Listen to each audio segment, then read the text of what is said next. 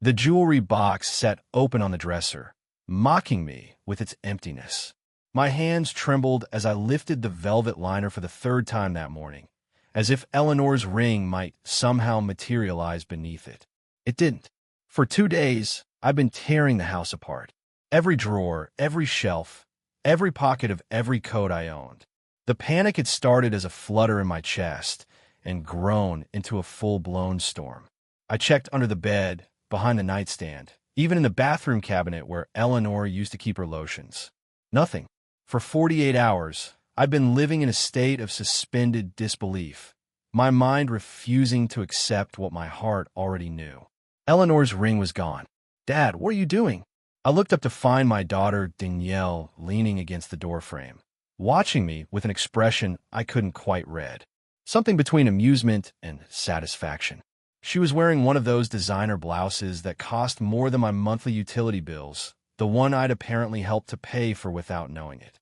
Her blonde hair was perfectly styled, her makeup impeccable, a stark contrast to my disheveled appearance after 2 sleepless nights. "Your mother's ring," I said, hearing the strain in my own voice. "The sapphire ring. It's gone. I can't find it anywhere." Danielle straightened up, smoothing down her designer blouse with manicured hands. "Oh, that. Don't worry about it, Dad. Don't worry about it." As if Eleanor's 25th anniversary gift could be dismissed with a wave of her manicured hand. As if the last physical piece of the woman I'd loved for 35 years was nothing more than misplaced car keys. "What do you mean, don't worry?" I sank onto the edge of the bed, exhausted from 2 sleepless nights and the physical toll of searching every corner of this house. I took it to Fisher's Pawn on Burnside. Tracy and I needed the money for our Hawaii trip. She said it so casually, like she was telling me she'd borrowed my car. We really needed to get away from all this stress. You understand. I didn't understand. I couldn't understand. The words weren't processing correctly. My daughter, my only child, had taken her mother's ring and pawned it. For vacation. "You pawned Eleanor's ring." My voice was flat, devoid of emotion, which somehow made it sound more threatening than if I'd shouted. "Yeah, but don't make such a big deal out of it." Danielle walked into the room, picked up a photo frame from the dresser, Eleanor and me on our 30th anniversary trip to the Grand Canyon, and set it back down without really looking at it. "They only gave me $800 for it anyway. Better than nothing, right? And honestly, it would have been mine eventually. Mom's been gone 3 years. It's not like she's wearing it." I felt something shift inside me, not break. Breaking would have been too clean, too simple. This was more like a fundamental restructuring of my internal landscape. 35 years I'd spent as a gemologist, evaluating precious stones for one of Portland's most prestigious auction houses. I'd handled diamonds worth millions, sapphires that belonged in museums, rubies that had graced the crowns of European royalty. Eleanor's ring, with its rare Burmese sapphire, flawless and deep as the ocean, was worth at least $85,000. I knew because I'd had it appraised just 6 months before Eleanor died, for insurance purposes. $800. I heard myself say, my voice oddly calm. "You got $800 for a ring worth $85,000. "Yeah, I thought we'd get more, but whatever." She checked her phone, already losing interest in the conversation. "It's enough for the hotel upgrade and some nice dinners. Tracy's waiting for me. We're finalizing the vacation plans." I watched her leave, her footsteps light on the hardwood floors that Eleanor and I had refinished ourselves 20 years ago. Through the open door, I could hear Tracy, my son-in-law of 6 years, laughing in the kitchen, probably scrolling through resort photos. They sounded so carefree, so certain they'd gotten away with something.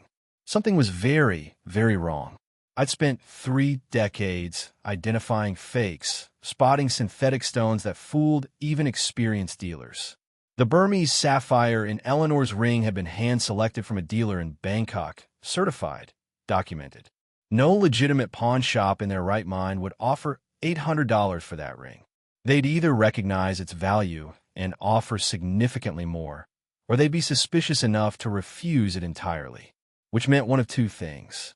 Either Danielle had no idea what she'd actually sold, unlikely given how many times she'd admired that ring growing up, or the ring she'd pawned wasn't Eleanor's at all.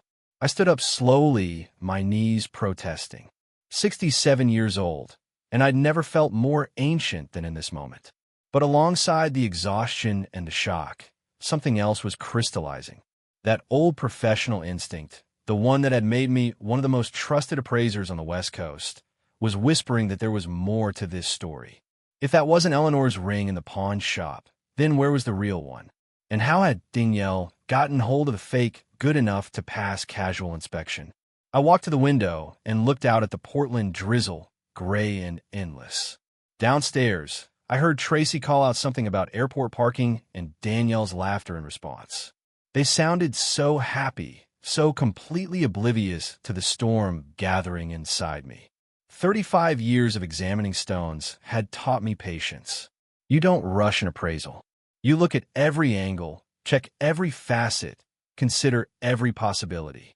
You verify before you act. I had a pawn shop to visit, and then I suspected I had a lot more questions that needed answering. But first, I needed to understand exactly what my daughter had done, and more importantly, why. I couldn't sleep that night.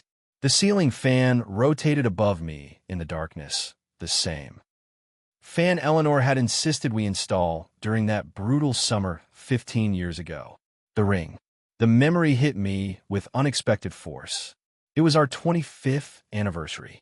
We'd been walking through the jewelry district in San Francisco when Eleanor stopped in front of a small boutique. Inside was a sapphire, not in a setting yet, just the raw stone under a jeweler's lamp. It glowed with an impossible depth of blue. "That's extraordinary," I'd said, and I meant it. Even with a decade of professional experience, that stone took my breath away. The dealer was an elderly man from Bangkok who'd been in the gem trade for 50 years. He told us the stone's history, mined from Mogok in Burma, before the civil conflicts made such mining nearly impossible. It had taken him 3 months to source it. Eleanor squeezed my hand. "It's beautiful, but we can't afford it." "We'll take it," I'd said. I arranged payment over 6 months, and we worked with a jeweler to create a platinum setting. When I placed it on Eleanor's finger that Christmas, she cried. "I'll never take it off," she'd promised. She kept that promise until the cancer made her finger swell. Even then, she kept it in the box by our bed, taking it out sometimes just to look at it. Now I sat up, turned on the bedside lamp. 3 years since Eleanor's death, and that box had never looked more empty. 3 years since Danielle and Tracy moved in temporarily. Danielle had moved in a week after the funeral. She'd cried on my shoulder, said she couldn't bear me being alone in this big house. Tracy had carried in their suitcases, promising they'd find their own place within a month. That was 3 years ago. They'd never once offered to pay rent, utilities, or even groceries. Every time I gently suggested they might want to start looking for their own place, Danielle would tear up. "Dad, you don't want us here after everything with Mom?" And I'd back down every time because what kind of father kicks out his grieving daughter? Except now, lying in the dark, I was remembering other things. The small loans that were never repaid. $500 here for a car repair, $1,000 there for a medical bill, $3,000 for Tracy's investment opportunity that never materialized. I'd stopped keeping track. What was the point? She was my daughter.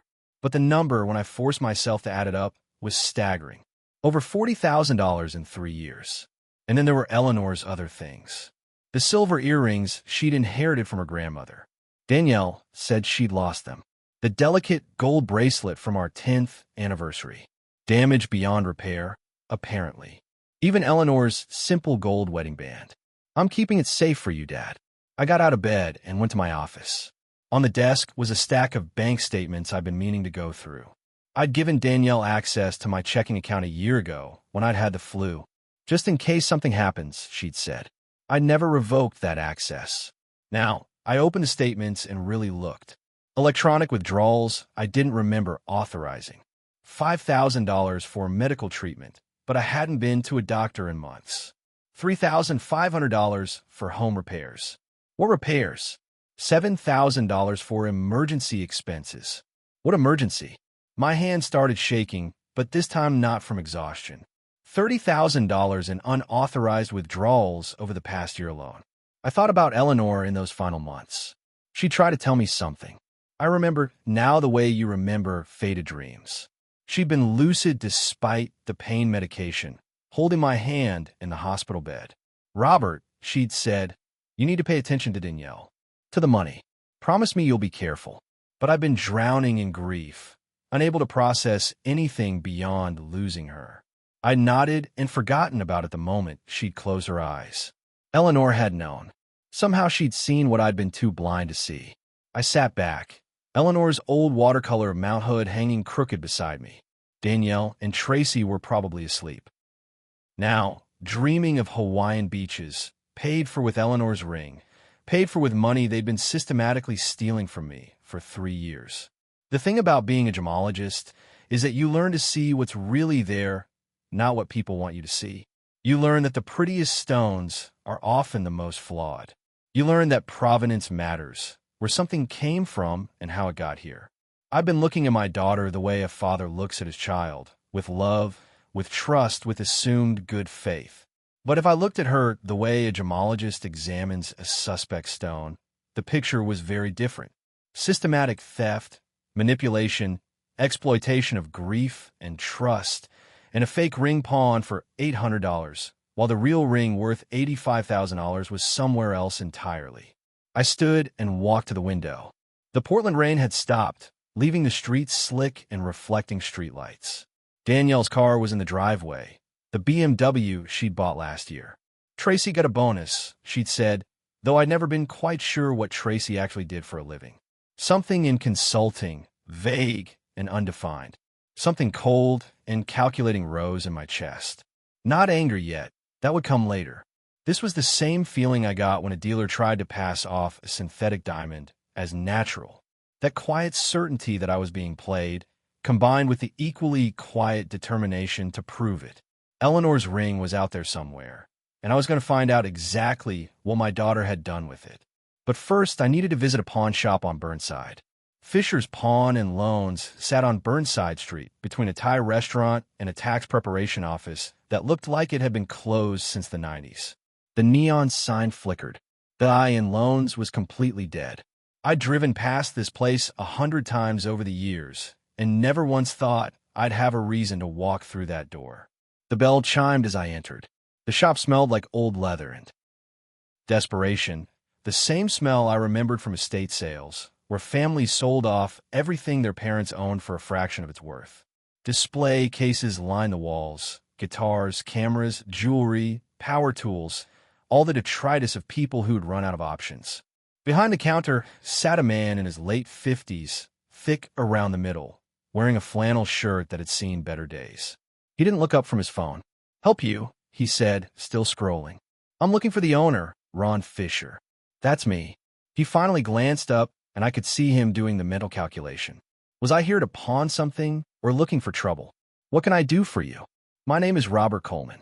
I worked at Heritage Auctions for 35 years. Senior gemologist." The change was immediate. Fisher set down his phone and straightened up. Even pawn shop owners know the names that matter in the Portland jewelry scene. Heritage Auctions had handled some of the most significant estate sales on the West Coast. "Mr. Coleman, what brings you to my shop?" "I'm looking for a ring that was brought in recently, February 10th or 11th, sold by a tall blonde woman, late 30s. Fisher's expression shifted to something cautious. "That's pretty specific. The woman is my daughter, Danielle. She told me she pawned her mother's ring here. I'd like to see it." He studied me for a long moment and then moved to a safe behind the counter. When he returned, he was holding a small velvet box. He opened it and set on the glass counter between us. There it was, the ring that had sent me spiraling for 2 days. "May I?" I pulled my jeweler's loop from my pocket. 35 years in the business, and I still carried it everywhere. Old habits. Fisher nodded and watched as I examined the ring under magnification. It took me less than 10 seconds to confirm what my instincts had been screaming. Synthetic sapphire, not even a particularly good one. I could see the curved growth lines that marked it as lab-created. The setting was gold-plated brass, not platinum. The prongs were already showing wear at the base. Someone had done a decent job making it look convincing to the untrained eye, but to a professional, it was like looking at a photocopy and being told it was an original Rembrandt.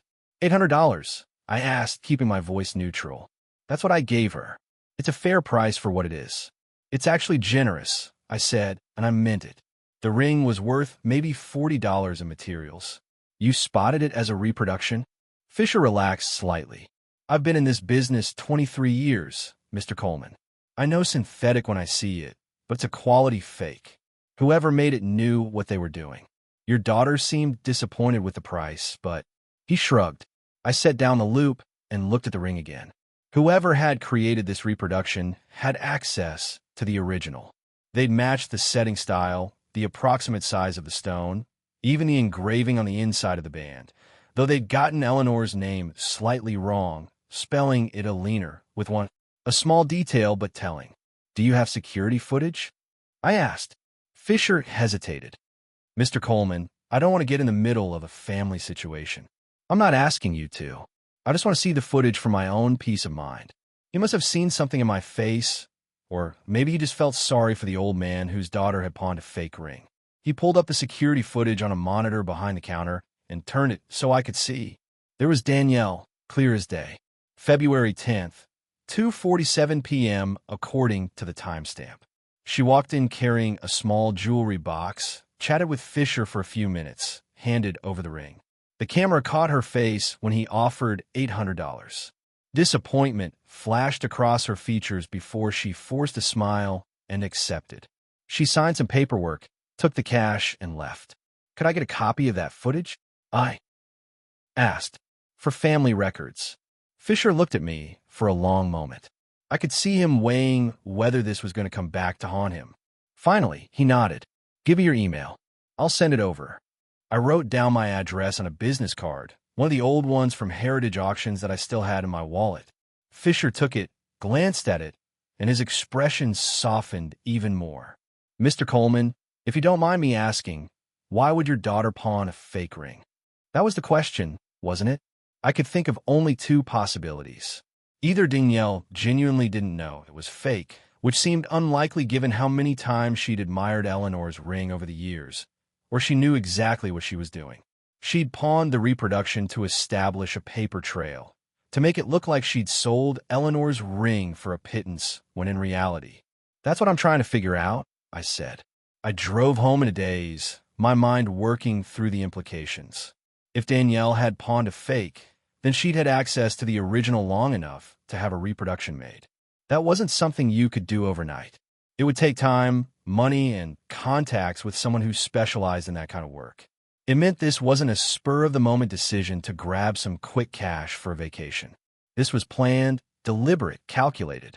When I pulled into the driveway, Danielle's BMW was there along with Tracy's Audi, the one he'd somehow afforded on his mysterious consulting income.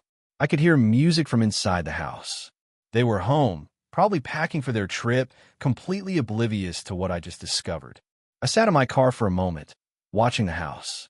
My house, the one Eleanor and I bought 32 years ago when Danielle was 6, the one we'd painted together room by room, the one where we'd raised our daughter, celebrated birthdays and holidays, built a life. The one Danielle and Tracy were currently treating like a free hotel. 35 years in the gem trade had taught me patience. When you're examining a stone, you don't rush. You look at it from every angle. You test it, verify it, document it. You gather all the evidence before you make your final assessment. I needed to know where the real ring was. And I needed to understand exactly how long Danielle had been playing me for a fool. But first, I needed to go inside and pretend everything was normal. I needed to smile and wish them a good trip to Hawaii. I needed to be the doting old dad who didn't notice anything was wrong. Because I had a feeling that once I started pulling on this thread, the whole tapestry was going to unravel. The next morning, I sat at my desk with a cup of coffee gone cold and a list of names in front of me. 35 years in the jewelry business meant I knew people. The question was which people to call and what exactly to ask them. Marcus Chen's name was at the top of the list.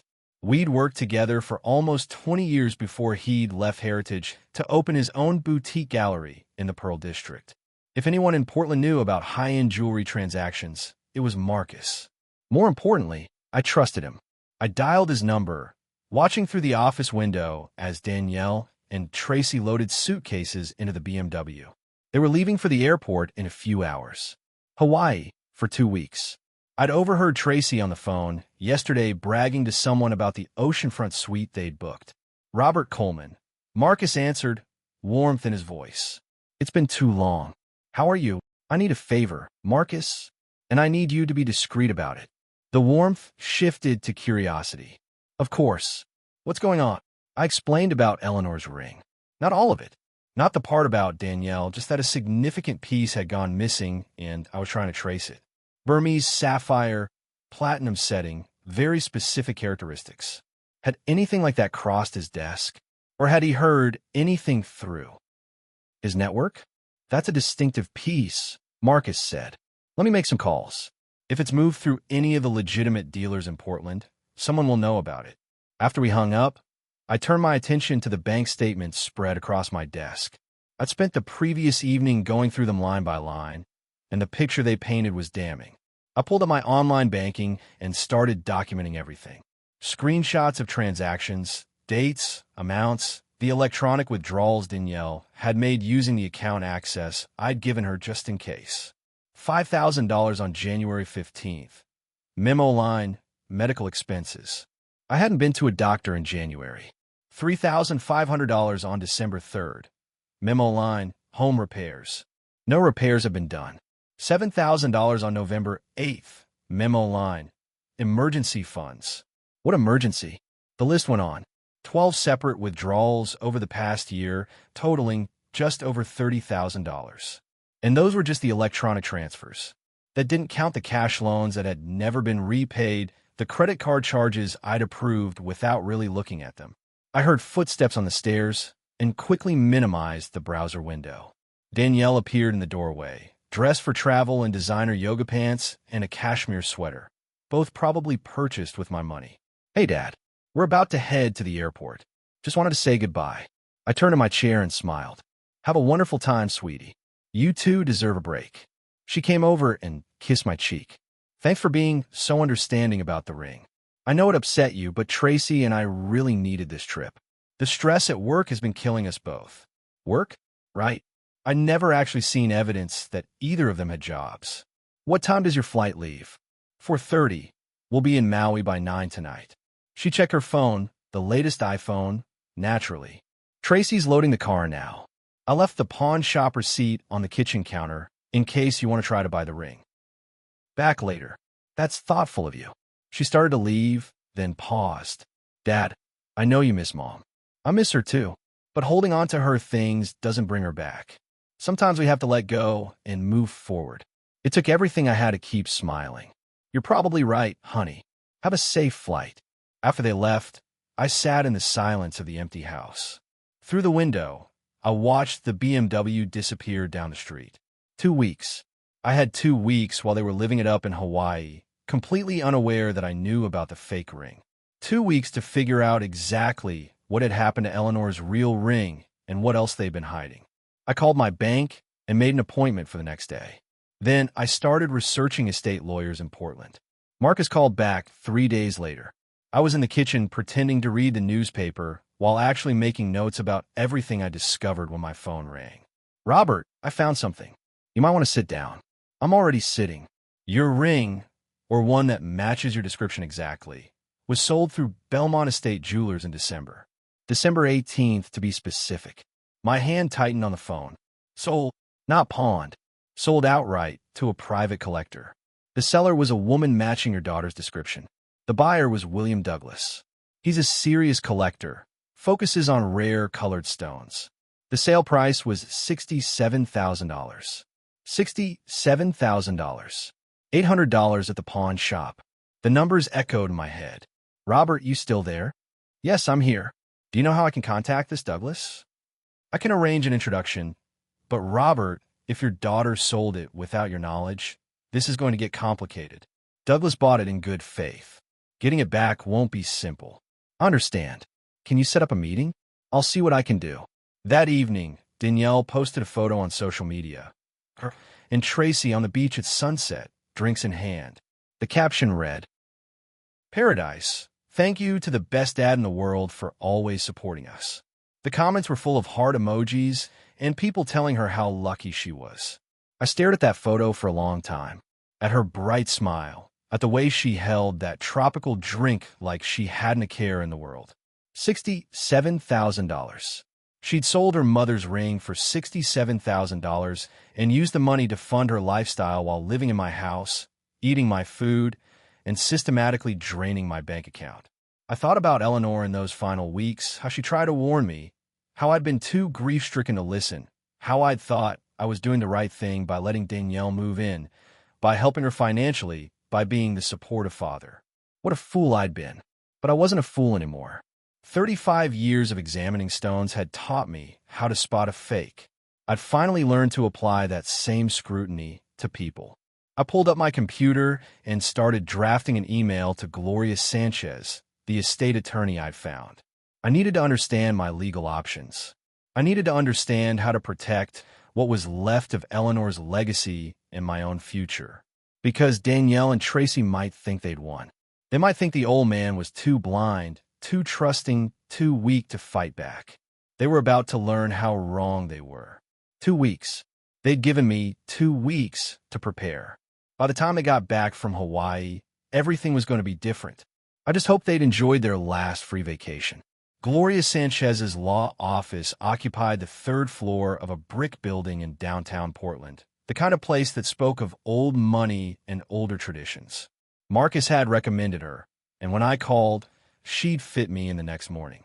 Now I sat across from her desk, watching her make notes with a fountain pen, an increasingly rare sight in the digital age. Let me make sure I understand correctly, Mr. Coleman. She looked up, her dark eyes sharp behind rimless glasses. Your daughter has been living in your home for 3 years, rent-free. She has access to your bank account. She sold your late wife's ring, a family heirloom worth over $80,000 without your permission, and kept the proceeds. And she pawned a fake version to create a paper trail suggesting she only received $800. That's correct. And you have documentation of all this? The bank statements, the security footage, the sales records. I pulled out the folder I prepared. Everything. Gloria spent 15 minutes reviewing the documents, occasionally making notes. When she finished, she set down her pen and leaned back in her chair. Mr. Coleman, this is quite straightforward from a legal standpoint. The house is in your name alone. The bank account is yours. You can revoke her access at any time. As for the ring, the sale was fraudulent since she didn't own it, but recovering it will be complicated since the buyer purchased in good faith. I'm working on that separately, I said. Good. Now, there's one wrinkle. Your daughter has established residency in your home. She's lived there over 30 days, which gives her certain tenant rights under Oregon law. You can't simply lock her out. You'll need to provide formal notice, typically 30 days. And if she refuses to leave, you'll need to go through eviction proceedings. I'd expected something like this. What if she leaves voluntarily? Then it's much simpler. No legal process required. Gloria studied me for a moment. May I speak candidly? Please. You strike me as someone with a plan. What is it you're actually asking me to help you with? I smiled slightly. 35 years of reading people's intentions when they brought me potentially stolen gems had taught me to recognize the same skill in others. I need to protect my assets, all of them. I want to revoke Danielle's access to my finances, change my will, establish new power of attorney arrangements, and I want it all done while she's out of town. She's traveling. Hawaii. Leaves tomorrow for 2 weeks. Gloria picked up her pen again. That's doable. Tight timeline, but doable. Revoking bank access is immediate. A new will take a few days to properly draft and execute, but we can have it done within the week. Power of attorney can be handled simultaneously. She paused.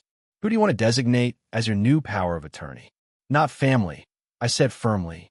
What about a charitable organization? Something that can't be easily challenged or manipulated. That's actually quite wise.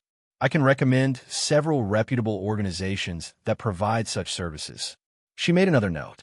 Mr. Coleman, I should tell you, when your daughter returns and discovers what you've done, this is going to get ugly. Are you prepared for that? I've been preparing for it since I found out what she did to Eleanor's ring. Eleanor was your late wife? Yes. 3 years ago. Cancer. Something in Gloria's expression softened just for a moment. I am sorry, and I understand why this matters so much to you. She straightened the papers on her desk. Let's get started. The sooner we file these documents, the sooner you'll be protected. I left her office 2 hours later with a checklist and a court date. Step 1. Revoke bank access the moment Danielle's plane took off. Step 2. Change the house locks. Step 3. Return to Gloria's office to sign the new documents once they were prepared. Step 4. Try to negotiate the return of Eleanor's ring. When I got home, Danielle and Tracy were in the kitchen, surrounded by shopping bags from one of those upscale outdoor stores where a simple t-shirt costs $80. Dad, perfect timing. Danielle held up a brightly colored Hawaiian shirt. We just got back from getting vacation clothes. Look what we found for you. I took the shirt, price tag still attached. $95. My credit card had probably paid for it.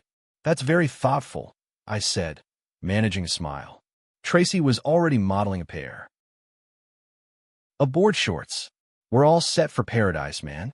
2 weeks of sun, surf, and Mai Tais. You sure you don't want to come? We could probably squeeze you into a hotel room. How generous. Let me pay thousands of dollars to sleep on a cot in a room my daughter and son-in-law were staying in, using money they'd stolen from me. No. You two enjoy yourselves. I'll be fine here. Danielle hugged me, and I forced myself not to stiffen. You're the best, Dad. I know this year has been hard with the anniversary of Mom's death coming up, but things are going to get better. I can feel it. I can feel it, too, I said, and I meant every word. That night, after they'd gone to bed, I sat in my office and made a list. Not on the computer, on paper, where there be no digital trail. Every step I'd take over the next 2 weeks, every call I'd make, every document I'd sign, every lock I'd change. By the time they came home from Hawaii, everything would be different. They just didn't know it yet. I looked at the calendar. February 19th. Their flight left at 4:30 in the afternoon. I'd drive them to the airport myself, wave goodbye with a smile, wish them a wonderful trip, and then I'd go to war. The next morning, I woke to the sound of suitcases being dragged down the stairs. Danielle and Tracy were laughing about something, their voices carrying through the house like they owned the place. I suppose they thought they did. I made breakfast. Pancakes, bacon, the works. Aprupe sandof. Dad, you didn't have to do all this, Danielle said, though she piled her plate high enough. I wanted to. It's not every day my daughter goes to Hawaii. Tracy checked his watch. We should leave by 2:30 to be safe. Airport security and all that. I'll drive you, I offered. That way, you won't have to pay for parking. Are you sure? It's a long drive back alone.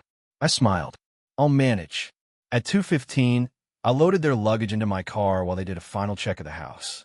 I watched Tracy lock the front door with his key, a key that would be useless by this time tomorrow. The drive to the airport was filled with their chatter about resorts and excursions and restaurants they'd researched. I made appropriate noises, asked appropriate questions, and thought about Gloria's documents waiting to be signed. At the departure terminal, I helped them unload their bags. Danielle hugged me one more time. Love you, Dad. Thanks for everything. We'll bring you back something nice. Have a wonderful time, I said. Both of you. Forget about everything and just enjoy yourselves.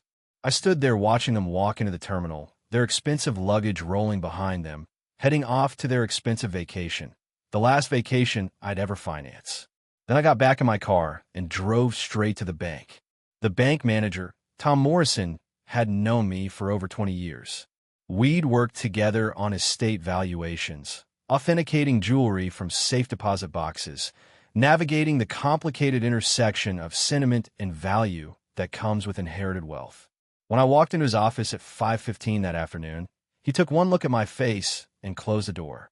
What's wrong, Robert? I told him. Not everything. Not about the fake ring or the investigation, but enough. Unauthorized withdrawals, my daughter's access to my account, the need to protect what remained of my savings. Tom's expression grew darker with each sentence. How much are we talking about? Over $30,000 in the past year.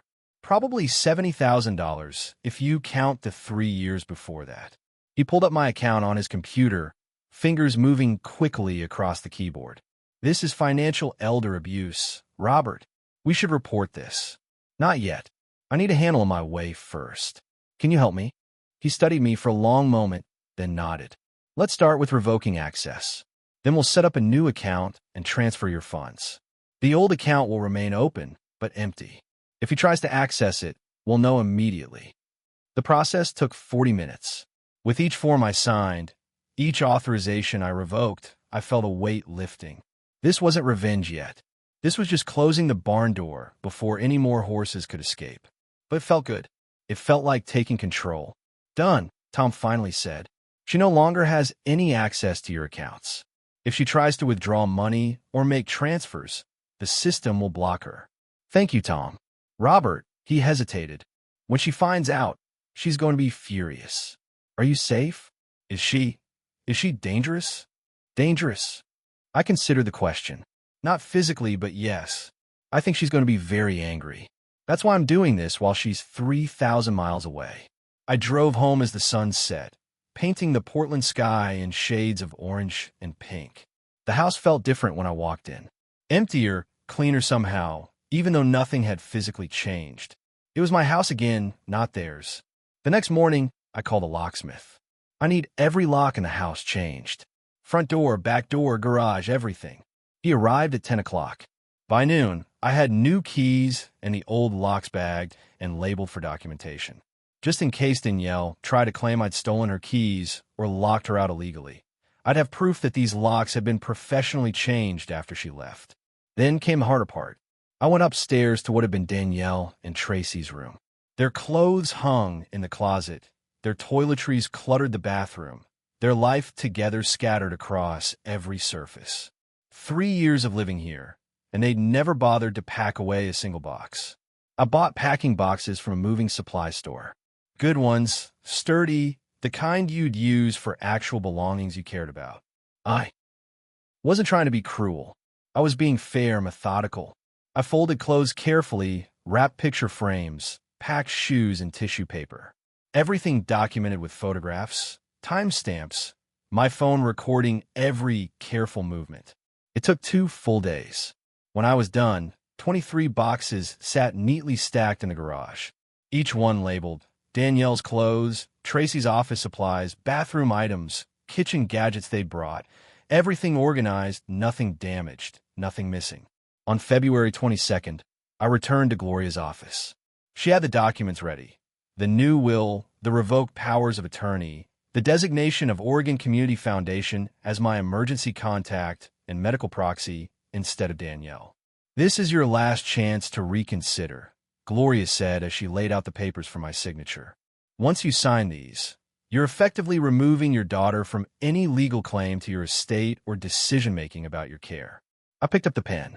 That's exactly what I want to do. My signature felt steady as I signed each document. Gloria witnessed them. Her assistant notarized them. And just like that, Danielle's presumed future inheritance vanished. These are now filed with the court, Gloria said. Legal and binding. If anything happens to you, the foundation handles your affairs. When you pass, your estate will be distributed according to the new will. Which leaves Danielle nothing. Oregon allows you to completely disinherit children. You've done so. She has no legal claim to anything. I felt something loosen in my chest. Not quite relief. Not yet, but something close. Thank you, Gloria. That evening, I checked Danielle's social media. There they were, posted just an hour ago. Photos of her and Tracy on a white sand beach, sunset behind them, tropical drinks in hand. The caption read, Day 4 in paradise. Best decision ever. Thank you to the best dad in the world for always supporting us. The comments were full of friends telling her how lucky she was, how wonderful it must be, how they wished they could escape to Hawaii.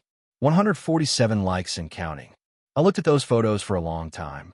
At Danielle's bright smile, at the way she posed with her drink like she didn't have a care in the world, at Tracy's arm around her shoulder, both of them glowing with that particular smugness of people who think they've gotten away with something. I opened the Notes app on my phone and typed a single sentence. Enjoy it, princess. It's the last free vacation you'll ever take. Then I deleted it. No digital trail, no evidence of intent, just a bitter old man sitting alone in his house, looking at pictures of his daughter having the time of her life with his money. Or rather, with what used to be his money. That particular well had just run dry, though she didn't know it yet. I had 10 more days until they came home. 10 more days to tie up loose ends, to make sure every defense was in place, to prepare for the confrontation that would come the moment their keys didn't work in my locks. 10 more days until Danielle and Tracy discovered what happens when you mistake patience for weakness and kindness for stupidity. I was rather looking forward to it. Marcus called on February 25th. I've arranged a meeting with William Douglas tomorrow. 2 o'clock at the Heritage Auctions building, your old stomping grounds. Neutral territory. I arrived 15 minutes early. Old habit from decades of appointment-based work. The Heritage building looked the same as it had 5 years ago when I retired. Same marble lobby, same security desk, same faint smell of old money and older secrets. The guard recognized me and waved me through with a smile. William Douglas was already in the private viewing room when I arrived, which told me something about his character. Punctual people are usually honest people. He rose when I entered. Mid-70s, silver hair, perfectly groomed, wearing a suit that probably cost more than my monthly pension check. Mr. Coleman. His handshake was firm, assured. Marcus speaks highly of you. I understand we have a somewhat delicate situation to discuss. That's one way to put it. I sat across from him at the polished mahogany table, where I had examined countless pieces over the years. Thank you for agreeing to meet. Marcus suggested the matter was urgent and personal. I am intrigued. He gestured for me to continue. I laid out the story methodically, the way I'd learned to present evaluations. Facts first, documentation second, emotional context last. Eleanor's ring, purchased together in San Francisco. A 25th anniversary gift. Her death 3 years ago. My daughter moving in. The systematic theft. The fake ring pawned while the real one was sold to him 2 months earlier for $67,000. Douglas listened without interruption, his fingers steepled under his chin.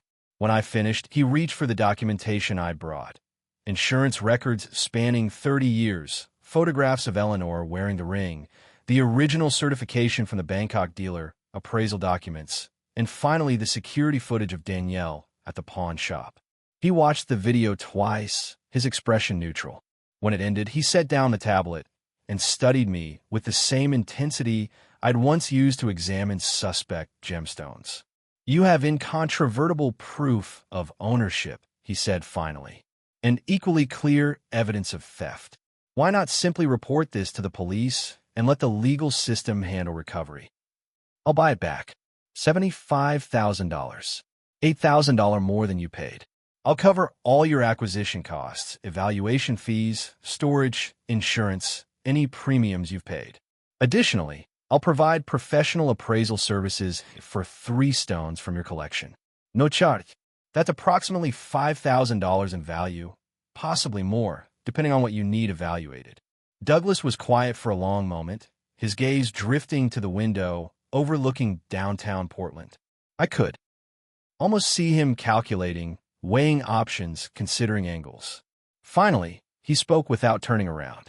Mr. Coleman, I've been collecting rare gemstones for 42 years. I've seen forgeries, frauds, family disputes, and more variations of human greed than I care to enumerate. But I've also learned to recognize integrity when I encounter it. He turned back to face me. You're offering to pay significantly above market rate to recover your own property stolen from you by your own child. That's either desperate or principled. Looking at you, I believe it's the latter. I just want Eleanor's ring back. Eleanor was your late wife? Yes. She wore that ring for 15 years. Through good times and bad times, through cancer treatments and hospital stays. It was on her finger the day before she died, until her hands swelled too much to wear it anymore. I hadn't planned to say all that, but it came out anyway. To your daughter, it's worth $67,000. To me, it's priceless. But I can't ask you to take a loss because of my family's dysfunction. Douglas nodded slowly. I accept your offer, Mr. Coleman. The ring is yours. Shall we say Friday for the exchange? That gives us both time to arrange the necessary documentation and payment. We shook hands, and I felt something loosen in my chest. Not quite relief, not yet, but something close to it. Friday, February 28th, arrived gray and cold.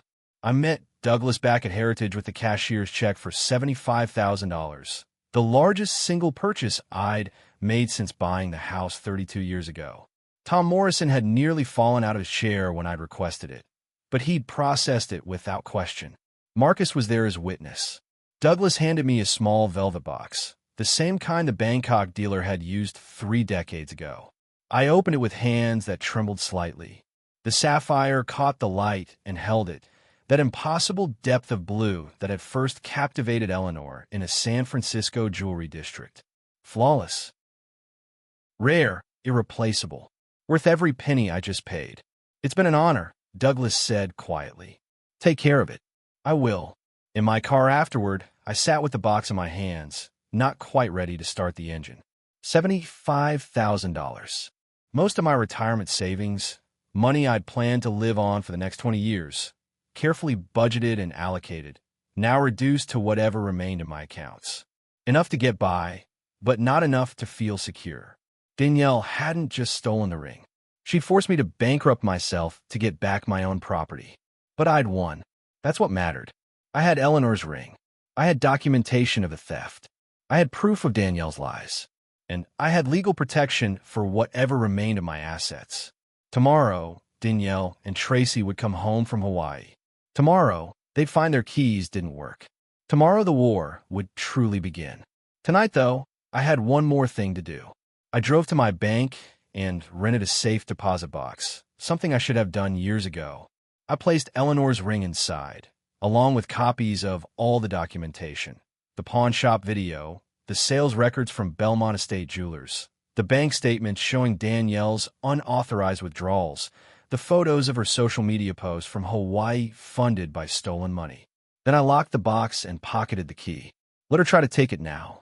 The text came at 11:47 a.m. on March 5th, landing in 20 minutes. Can't wait to see you. Zoxo. I read it twice, then set down my phone and looked around the house. It was clean, orderly, and completely devoid of any trace that Danielle and Tracy had ever lived here. Their 23 boxes sat neatly stacked in the garage, each one labeled and photographed. New locks on every door. New will file with the court. Bank accounts secured. Eleanor's ring safe. I was ready. At 12:30, I heard a car in the driveway. Through the front window, I watched them climb out of their Uber, tanned, relaxed, laughing about something. Tracy pulled their luggage from the trunk while Danielle checked her phone, probably texting friends about their wonderful vacation. They walked up to the front door, still chatting. Tracy reached into his pocket for his keys, selected one, and inserted it into the lock. It didn't turn. I watched his face change from casual confidence to confusion. He tried again, jiggling the key. Nothing. He pulled it out, examined it, tried a different key from his ring. Still nothing. What's wrong? Danielle's voice carried through the door. Keys don't work. Must be the wrong ones. They're not the wrong ones. I saw you use them 2 weeks ago. Well, they're not working now. Frustration creeping into his voice. Danielle tried her own keys with the same result. I could see the confusion morphing into something else. Concern. Maybe even the first whisper of fear. Tracy rang the doorbell. I counted to 5, then opened the door. They both stood there, tanned and bewildered, suitcases at their feet. Dad. Danielle's smile was pure relief. Thank goodness you're home. Something's wrong with the locks. Our keys aren't working. Did you have them changed? I did. The smile faltered. You? Why? Because this is my house, and I decided to change the locks. Tracy stepped forward, his vacation mellowed, expression hardening. Bob, what's going on here? What's going on is that you two no longer live here. Your belongings are packed in boxes in the garage. You can collect them at your convenience. Danielle's face went through several expressions in rapid succession. Confusion, disbelief, dawning alarm. Dad, this isn't funny. Listen, we're exhausted from the flight. I'm not joking, Danielle. You're not coming in. You can't just lock us out. Tracy's voice rose. We have rights. We live here. You lived here. Past tense. And actually, I can. This house is in my name alone. You've never paid rent. You have no lease, no rental agreement, no legal claim to residency. Yves. Consulted with an attorney. Everything I've done is completely legal. Danielle's eyes were filling with tears. The same manipulation tactic that had worked on me for 38 years. Dad, please. What do we do? Why are you being like this? I looked directly at her, and I let her see something I'd been hiding for weeks. Not anger. Something colder. You sold your mother's ring, Danielle. The sapphire ring. The one you pawned a fake version of for $800. Her face drained of color so fast I thought she might faint. It was extraordinary, really like watching someone's foundation crumble in real time. Her mouth opened, closed, opened again. No sound came out. You sold it for $67,000 to a private collector in December. Then you had a replica made and pawned that in February, probably to establish a paper trail showing you only got $800 for it. I pulled out my phone, showed them screenshots. I have the security footage from Fisher's Pawn. I have the sales records from Belmont Estate Jewelers. I have documentation of every unauthorized withdrawal you made from my bank account over the past year. $30,000, Danielle, and that's just the past 12 months. Tracy's face had gone from angry to pale. Now, wait a minute. I'm not waiting for anything. I have the ring back, by the way. Cost me $75,000 to buy back my own property. Nearly every cent of my retirement savings. I looked at Danielle, whose tears were now real, born of panic rather than manipulation. So when you ask what you did, that's what you did. You stole from me for 3 years. You sold your mother's engagement ring. You treated me like an ATM machine. And you did it all while living rent-free in my house, eating my food, and posting on social media about what a wonderful father I am. Dad, I can explain. I don't want your explanations. I want you gone. Your things are in the garage. Take them and leave. Tracy found his voice again, though it had lost its earlier bravado. You can't do this. We'll call the police. You'll what, Tracy? Tell the police I changed the locks on my own house. Tell a judge I revoked bank access that I should never have granted in the first place. Explain to a court why you think you have a right to live in someone else's property for free. I almost smiled. Please go ahead. Call them. I have an attorney on retainer who'd be delighted to discuss this with you. Her name is Gloria Sanchez. I can give you her number. They stood there on my porch, suntanned and beautiful and completely destroyed. Danielle was crying openly now, mascara running down her cheeks. Tracy looked like he was calculating odds and finding them all bad. I'll get the garage door opener, I said, and closed the door in their faces.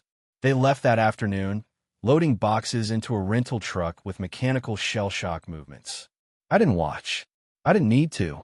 The garage door opener documented their departure with its automatic close cycle at 4:17 p.m. That evening, my phone rang. Danielle. I let go to voicemail.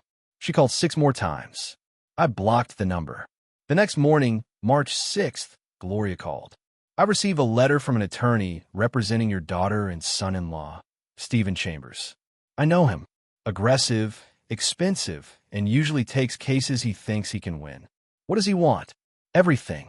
They're claiming you're mentally incompetent, that you gifted Danielle permanent access to your accounts, that they have an oral agreement giving them rights to live in your home indefinitely, that you're acting erratically due to grief and age-related cognitive decline. She paused. It's all nonsense, but it's well-crafted nonsense. Can they win? Not a chance. We have documentation of everything. But Robert, they're going to make this ugly. Are you prepared for that? I've been prepared since I found out she sold Eleanor's ring. Gloria's response came through the phone with grim satisfaction. Good. I'll draft our response today. On March 7th, Danielle discovered the bank account was empty. The call came at 2:30 p.m. Tracy's number this time. I answered on speakerphone. Where is it? Danielle's voice shrill with panic. Where's the money? What money, Danielle? The account. Your account. I want to transfer funds for the lawyer, and there's nothing there. You stole my money. The irony was so perfect, I almost laughed. Your money, Danielle? That was never your money. It was my account. You had access as a courtesy, which I revoked. The money was transferred to a new account. When you don't have access to. You can't do that. I need that money. We have bills. We have. You should have thought of that before you stole $30,000 from me over the past year. $70,000 if we count the full 3 years. And that's not even including the $67,000 you got for Eleanor's ring. Silence. Then Tracy's voice, tight with barely controlled rage. You senile old. I hung up. March 8th brought the kind of stupidity only desperate people attempt. At 11:30 p.m., my security system alerted me to movement in the backyard. I turned on the exterior lights and saw Tracy trying to jimmy open the back window, the same window that used a stick that he had fixed himself 2 years ago, probably creating his own backup entry point even then. I called 911. Portland Police, what's your emergency? I have an intruder attempting to break into my home through the back window. Male, early 40s, wearing dark clothing. The police arrived in 4 minutes. Tracy was still there, frozen in the spotlight like a deer caught in headlights. I watched from the kitchen window as they handcuffed him, read him his rights, and loaded him into the back of their patrol car. They released him 3 hours later, but the arrest record was permanent. Attempted burglary, criminal trespass, served on his own father-in-law's property. Gloria called the next morning. I heard about last night. That was remarkably stupid of him. Desperation makes people stupid. It also makes them dangerous. Be careful, Robert. But I wasn't worried. The dangerous part was over. Now came the cleanup. On March 10th, 3 days after the bank account discovery, Danielle came to the house alone. No Tracy this time. She rang the doorbell at 10 a.m. and I answered. She looked terrible. Hair unwashed. No makeup, wearing sweatpants and a wrinkled t-shirt. The tan from Hawaii had faded to a sickly yellow-brown, making her look jaundiced. Dark circles under her eyes suggested she hadn't slept. Dad, her voice was hoarse. Please, we need to talk. We don't have anything to talk about, Danielle. Please. She wasn't crying, which was almost more alarming than if she had been. 5 minutes. That's all I'm asking. Against my better judgment, I stepped out onto the porch and closed the door behind me. 5 minutes. She took a shaky breath. I know what I did was wrong. I know I can't fix it. But please, Dad, just let me try. I'll return the ring. I already have the ring. I bought it back from the collector for $75,000. Nearly every penny of my retirement savings. Her face crumpled. Then I'll pay you back. The money I took, With what? You don't have a job, Danielle. You haven't had a job in years. You and Tracy have been living off me like parasites since your mother died. Where exactly is this money going to come from? I'll get a job. I'll do whatever it takes. I'll sell the BMW. The BMW you bought with money you stole from me? That BMW? Silence. What do you want from me, Danielle? What is it you think is going to happen here? That I'll forgive you, let you move back in, restore your access to my accounts after everything you've done? I want another chance. Her voice broke. I want my father back. I looked at her, really looked at her, and for just a moment, I saw the little girl who'd ridden on my shoulders, who'd made me clay pots in art class, who'd cried when her goldfish died and made me promise we'd give it a proper funeral. Then I blinked and saw what she'd become, what she'd chosen to become. You don't want your father back, Danielle. You want her ATM back, your free housing, your safety net. You want the man you've been robbing for 3 years to keep letting you rob him. I shook my head. That man is gone. He died the day I found out what you'd done. Please don't do this. I'm not doing anything. You did this. You made every choice that led to this moment. This is what consequences look like. I went back inside and closed the door. Through the window, I watched her stand there for a long minute, shoulders shaking. Then she walked to her car, a modest sedan now, not the BMW, and drove away. I didn't feel triumph. I didn't feel satisfaction. I just felt tired. But I also felt free. On March 12th, Gloria called with news I'd been expecting. Chambers withdrew. Danielle and Tracy dropped their case. Why? Because he actually looked at the evidence and realized they don't have a leg to stand on. The arrest record for Tracy didn't help. Neither did the documentation of the unauthorized withdrawals. And when I mentioned we were considering filing a police report for grand theft, he advised them to to cut their losses. She paused. It's over, Robert. You won. Won. The word felt hollow. March 13th. I watched from my office window as a rental truck pulled into the driveway. Danielle and Tracy emerged, collected their boxes from the garage, and loaded them without speaking. Danielle looked up at the house once, at the window where I stood. Our eyes met across the distance. Then she climbed into the truck and drove away. I never saw her again. March 14th brought unseasonably warm weather. I drove to the cemetery for the first time since. Eleanor's funeral. Her headstone was simple. Eleanor Rose Coleman, 1963 to 2022. Beloved wife. She loved beautiful things. I knelt in the grass and set Eleanor's ring on the stone, the sapphire catching the spring sunlight. I got it back, Eleanor. I'm sorry it took so long. My voice came out rougher than I had intended. You tried to warn me about Danielle. You tried to tell me to pay attention. I should have listened. The cemetery was quiet except for birds and distant traffic. I stayed there for an hour, telling Eleanor everything about the fake ring, the investigation, the legal battles, the look on Danielle's face when I closed the door. Things I couldn't tell anyone else, things I needed to say. I don't know if I did the right thing. I admitted finally. She's my daughter, but she chose this. She chose to steal from us, to dishonor your memory, to treat our love like something she could sell for vacation money. I touched the ring, still warm from the sun. I hope you'd be proud. I hope you'd understand. A breeze rustled through the trees. For just a moment, I could almost feel Eleanor beside me, her hand on my shoulder, telling me in that practical way of hers that I'd done exactly what needed to be done. I picked up the ring and drove to the Oregon Historical Society. The curator, a woman named Patricia, who'd worked with me on several estate evaluations over the years, met me in her office. Robert, what brings you here? I showed her the ring. Her eyes widened. Is this Eleanor's ring? Yes. I want to donate it to your gem collection for permanent display, with a plaque in memory of Eleanor Coleman, who loved beautiful things. Patricia understood immediately. It'll be protected here, preserved, available for people to appreciate. That's what I want. Eleanor loved sharing beautiful things with others. This way, the ring serves the purpose she would have wanted. We filled out the donation paperwork. I signed over ownership, received the tax documentation, and walked out of the building feeling lighter than I had in months. The ring was safe. Eleanor's memory was honored, and Danielle could never touch it again. March 15th, I met with a realtor named Jennifer who specialized in estate sales. We walked through the house room by room. Great bones, she said. Hardwood floors, updated kitchen, good neighborhood. Should sell quickly. I need to sell fast. I'm moving to a smaller place. Any particular reason? I looked around at the walls Eleanor and I had painted, the floors we'd refinished, the memories embedded in every corner. Too much history, good and bad. Time for something new. The house sold in 3 weeks for $20,000 over asking price.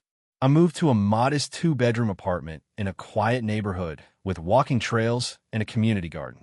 It had no memories, no ghosts, no weight of the past. Just possibility. Marcus called in mid-April. Heard through the grapevine that Danielle and Tracy separated. Filed for divorce last week. That didn't take long. Turns out their marriage was held together by your money. Without it, he trailed off. How are you doing? Better. I'm volunteering at the Historical Society twice a week, teaching gemology to their interns. Staying busy. Good. That's good, Robert. After we hung up, I thought about Danielle and Tracy. Their relationship had been as fake as that reproduction ring. Pretty enough on the surface, but worthless underneath. Without my money to sustain the illusion, it had crumbled as quickly as their attempt to steal my house. There was a certain poetic justice in that. I'd lost most of my retirement savings. I'd lost my daughter, though, if I was honest, I'd lost her years ago. I just hadn't realized it. I'd lost the house Eleanor and I had built our life in. But I kept my dignity. I'd protected Eleanor's memory. I'd held the line between right and wrong, even when it cost me everything. 35 years of evaluating gemstones had taught me that value isn't always about price.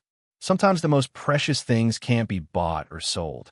Sometimes worth is measured in integrity, in standing up for what's right, in refusing to let yourself be diminished. I'd spent 3 years being the victim, 1 month being a predator, and now I was simply myself again. Wiser, wearier, but not bitter. Not destroyed. Justice isn't always easy. It isn't always clean, and it certainly isn't free. But it's worth every penny. Reflective wrap-up. Looking back on everything that happened, I realize now that the ring was never really about the ring. It was about respect, about boundaries, about the line between love and exploitation. For 3 years, I had allowed my grief to blind me to what was happening right under my own roof. I had mistaken my daughter's manipulation for love, her entitlement for need, her theft for temporary loans. The moment I chose to see clearly, to apply the same scrutiny to my own family that I'd spent a lifetime applying to gemstones, everything changed. Some might say I was too harsh, that I should have found a way to forgive my daughter. But forgiveness without accountability isn't forgiveness, it's enabling. Sometimes the most loving thing you can do for someone is to stop enabling their destructive behavior, even if it means cutting them off completely. Justice, like a perfectly cut gemstone, has many facets. It's not just about punishment or revenge. It's about restoration, restoring what was taken, yes, but also restoring dignity, truth, and the moral order of things. Eleanor's ring now sits in a museum where hundreds of people can appreciate its beauty every year, exactly as she would have wanted. My daughter, faced with real consequences for the first time in her life, might eventually find her way to becoming the person I once hoped she would be. And I, though poorer in material wealth, am richer in integrity and peace. Sometime, the greatest treasures aren't the ones you can hold in your hand, but the ones you hold in your soul. Outro call to action. If this story gave you chills, smash that like button and tell us in the comments. What's the most satisfying revenge you've ever witnessed? Have you ever had to confront someone you loved about their betrayal? How did you handle it? And, of course, subscribe for more stories like this. Remember, justice isn't always easy, but it's always worth fighting for. Thanks for watching, and remember, the most precious things in life aren't always the ones that sparkle.